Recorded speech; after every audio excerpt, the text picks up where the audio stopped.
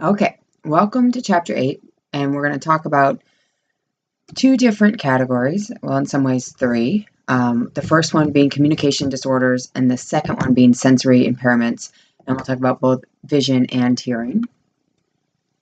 So, communication disorders, two big categories. One is language, and the other one is speech. So language is problems in formulating and comprehending the spoken message, disorders in form, content, semantics, disorders of use, pragmatics. And so this is, it's not how to say it, but what you're trying to say that they're having difficulty with. Whereas speech disorders consist of problems relating the verbal transmission of the message. And so these would be phonological disorders, articulation disorders. So when you think about somebody getting speech services because they can't say the letter, the R sound, this is more of a speech disorder than a fundamental language disorder. Fluency disorders, voice disorders, motor speech disorders, and those types of things. So how can teachers differentiate a language difference from a language disability? What supports do students with language differences require in inclusive schools and classrooms?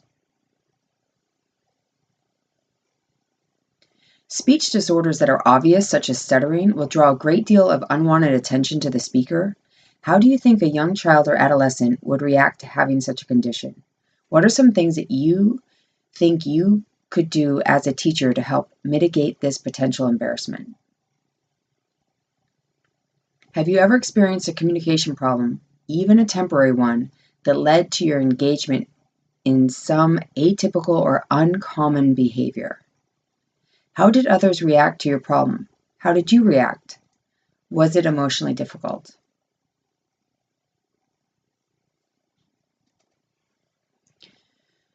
So typical characteristics, 2% of students under IDEA are classified as having speech or language impairments.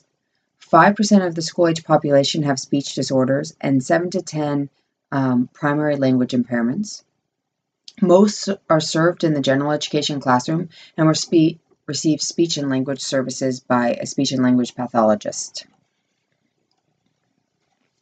So assessment for specific disorders, the speech and language pathologist will review existing records, interview all parties involved with the child, gather questionnaires, conduct a systematic observation, conduct a speech or language sampling procedure where they write down everything that they say, as well as use formal tests. So the standardized tests that you see in academic and cognitive testing, they've got similar tests that are normed reference and have scaled scores for speech and language as well, so that we can see how students compare to their same age peers. So academic, inconsistent across language domains. Oftentimes, students may have slow vocabulary development, may have word finding problems where they end up having to describe something rather than being able to say the word. They know what word they want, but they'll have to fill it in with a description. Difficulty with grammatical production and comprehension. Problems with social skills, behavior, and attention. And so you can see that social skills, behavior, and attention are showing up on just about all of these. And so that's something to really take note. I think that there is an emotional overlay to having any type of disability, and that's something that as educators we really need to be in tune to. When disorders continue past preschool, students are likely to be identified with learning disabilities, intellectual disabilities, or emotional and behavioral disturbances.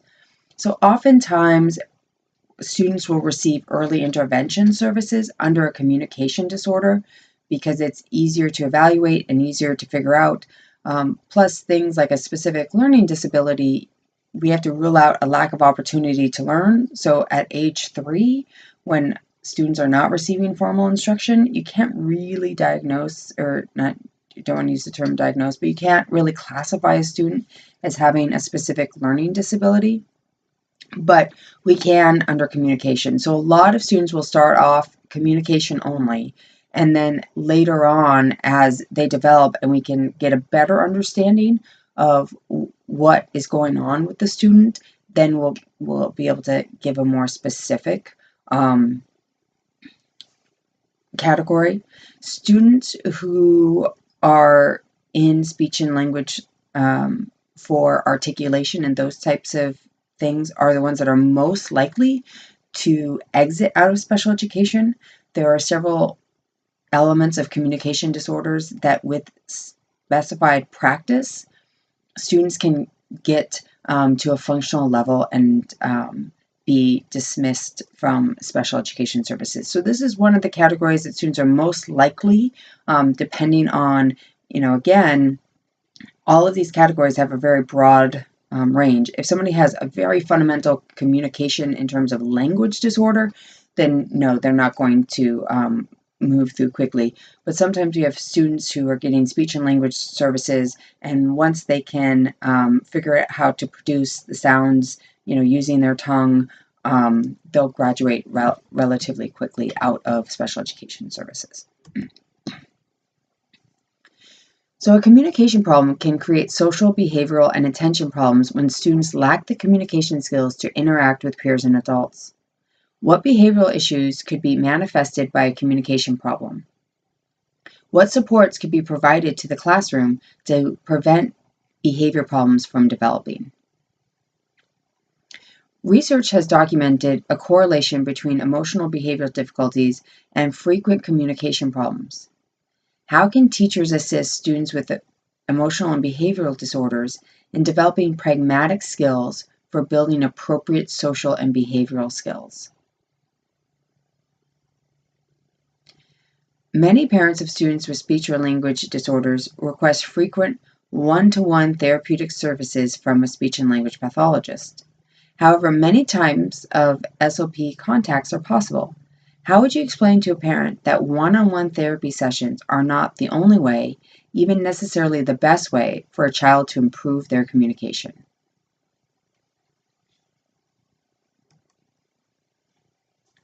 Okay, moving on to students with sensory impairments. First, we'll talk about deaf and hard of hearing. So IDEA defines deafness as impaired in processing linguistic information through hearing with or without amplification that adversely affects a child's educational performance. Again, they have to have the disabling condition and it has to adversely affect their educational performance. IDEA defines a hearing impairment as a loss of hearing, whether permanent or fluctuating, that adversely affects a child's educational performance, but that is not included under the definition of deafness. So again, we'll have that range that we've talked about with all of the different categories. So you have students who are completely deaf under the deaf and, but then you also have hard of hearing, where students, what they'll be able to hear will vary. So types of hearing loss, you can see we've got slight, moderate, mild, moderate, moderately to severe, severe, and profound. So again, depending on the decibels that students are experiencing loss, we'll have that wide range of students, and what their needs are and what accommodations they'll need will vary greatly. So types of hearing loss, it may be something with the outer ear, it may be something with the inner ear, it may be a mixed form of hearing loss, as well as it may not be just that they can't hear the sounds, but it might be that they can't process the sounds in a meaningful way, and that would be your central auditory processing disorder. Okay, blindness and visual disabilities. Visual impairment includes blindness, means impairment in vision, even with correction, adversely affects a child's educational performance. The term includes both a partially sighted and blindness. Partially sighted means a visual impairment that results in the need for special education. Low vision, used in reference to severe visual impairment. Total blind refers to an individual who doesn't have enough sight to learn to read with magnification and must learn through Braille. Legally blind refers to central acuity of 20/200 or less and a visual field of 20 degrees or less. Definition of deaf blindness. Deaf-blindness means a concomitant hearing and visual impairments, the combination of which causes severe communication and other developmental and educational needs that cannot be accommodated in special education programs solely for children with deafness or children with blindness. So their needs exceed what a program that was designed for deafness or blindness can do it on its own. When most people hear the term deaf-blind, they think of a person in total isolation. In reality, some degree of vision and or hearing is usually present. Still, can you imagine living in your world with such sensory restrictions? What are some ways your life might be different if you had severely restricted vision and hearing?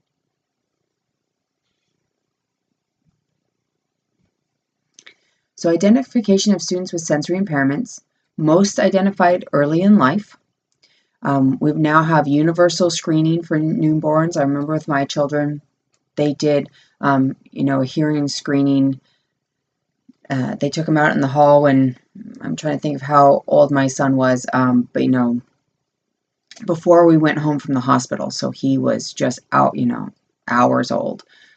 Early intervention is essential, provides support for their development. Unless provided, delays will be inevitable. So again, this is an area where early support is key.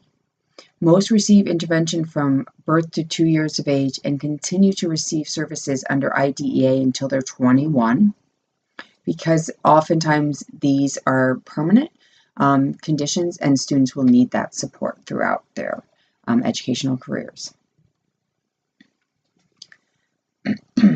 So academic, approximately 66% of students who are deaf-blind have intellectual disabilities. So a lot of our students with more severe disabilities have quite a bit going on.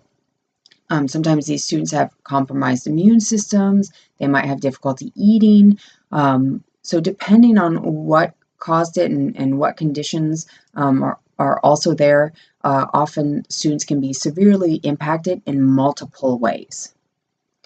Acquisition of literacy skills is affected for students with hearing impairments. Obviously, phonemic awareness would be difficult. Students with visual impairment struggle with visual concepts and all the visual information that we present in schools. Social skills are often atypical, and you can see how this might be. I was just working with a student with a vision impairment, and he doesn't make eye contact. And so people were saying, well, maybe he's autistic because he's not making eye contact. And I was thinking to myself, maybe making eye contact and looking at people's faces doesn't give him any information. So why would he do it? We spend a lot of time looking at people's faces because we're reading facial expressions. If you don't have the visual acuity to look at somebody's face, then you wouldn't naturally do that. Now, we can teach him to make eye contact because that makes other people feel more comfortable. I don't necessarily think this student has autism because he's not making eye contact. I think it might be more that, again, because of his visual impairment, looking at people's faces isn't giving him information. But some of those things can make social interactions more difficult because they might not naturally be doing things like eye contact because it doesn't make sense in their world. Difficulty making spontaneous relationships. Lack of facial cues or hearing can impair social connections. Just think about, if you can't hear what the other students are saying on the playground, then you can't just walk up and start engaging and play some of the same games because you're not quite sure what's going on. So teaching students with communication disorders and students with sensory impairments in inclusive classrooms, focus on building students' communication skills, make sure that you communicate clearly, make sure that you help students use their intact sensory abilities. Another big piece to these areas are working with other students so that they know how to interact. For example, if you have sometimes we'll have students that have hearing loss in one ear but not the other, and we can teach students to talk to that student from that side and those types of things. And it can be really powerful interventions when what you're really doing is intervening with the other students and teaching the other students how to interact with them socially, as well as building social skills for our students that have these disabilities. So having that multi-pronged approach can really help students. Oftentimes, you know, our kids in schools want to interact and want to support and want to include everybody. They're just not quite sure how, which makes sense, right? They just haven't had practice because some of these things are low incidence disabilities. If they've never had a friend that has had a visual impairment before, they might not know what to do. But once we teach them that, there are many, many students with kind hearts that want to be inclusive. And when we give them the skills to do so, it makes everybody's life a lot better. So interesting, students with communication disorders constitute a high incidence disability, and those with sensory disabilities are a low incidence group. How does the relative incidence or frequency of a disability affect your personal knowledge and experience? Do you think that this affects your ability to understand these groups and to be an effective teacher? As a group, students with sensory impairments are less frequently included in general education classrooms than many other students with disabilities. Can you think of ways that these students, like others, could benefit from more inclusion? Thank you.